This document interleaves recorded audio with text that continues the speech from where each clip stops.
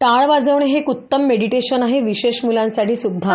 कसं ते बघा. बैस बाजे माझे घर तुला साजे घरातली हायपर होणारी मुलं सुद्धा शांतपणे बसतात. आपण शांत बसलो आहे याचं सुद्धा भान त्यांना राहत नाही. आहे ना जादू. बुद्धी विनाशाय दीपक ज्योती नमस्तुते. आणि टाळांच्या गजरात कधी तल्लीन होऊन जातात हे त्यांनाही कळत नाही. आहे की नाही जादू टाळीची. श्रीराम जय राम जय जय राम श्रीराम जय राम जय जय राम श्रीराम जय राम जय जय राम श्रीराम जय राम जय जय राम.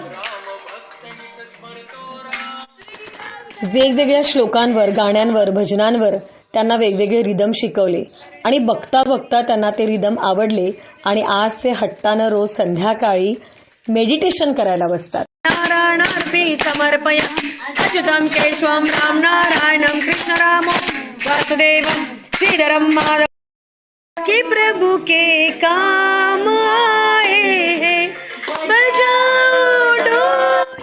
यातल्या कित्येक मुलांनी टाळ कधीही हातात घेतली नव्हती. श्लोक भजन कधीही म्हटलेलं नव्हतं. पण त्यांना आता छान गोडी लागलेली आहे आणि सगळ्यात महत्त्वाचं म्हणजे एक तासभर ते शांततेत बसतात आणि या सगळ्यांचा आनंद घेतात. तुम्ही सुद्धा मुलांसाठी हे प्रयोग घरी करून बघा, जसे प्रा फाउंडेशनमध्ये होतात. अर्थात ही एक ग्रुप एनर्जी नक्कीच आहे, पण अशी ग्रुप एनर्जी द्यायची असेल तर प्रा फाउंडेशनला भेट द्या. सासवडला हरगुडे गावामध्ये निसर्गाच्या सान्निध्यात ही मुलं अशी छान रमलेली आहेत आणि या म्युझिक थेरपीचा आनंद घेत आहेत. का दुःख क्या है कौशल्या